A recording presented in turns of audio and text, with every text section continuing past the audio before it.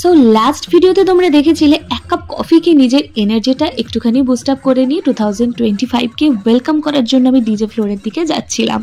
So নতুন বছরকে কিভাবে ওয়েলকাম করলাম, কিভাবে লাস্ট মিনিট আমরা ডিজে ফ্লোরে এনজয় করলাম, কতটা ডান্স করলাম, আজকে টোটাল ভিডিওটা দেখো, আশা করি তোমাদের সবার ভালো লাগবে।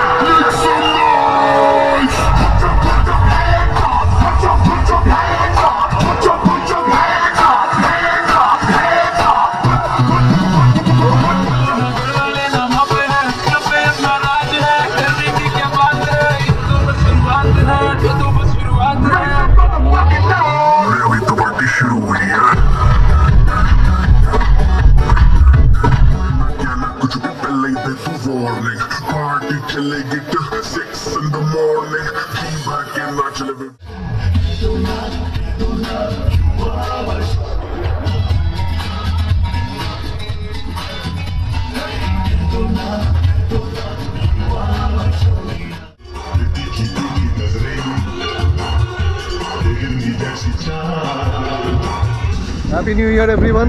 হ্যাপি নিউ ইয়ার সবাইকে। আমাদের যত সাবস্ক্রাইবার রয়েছে ফেসবুকে, ইনস্টা, ইউটিউবে, সবাইকে আমাদের তরফ থেকে হ্যাপি নিউ ইয়ার।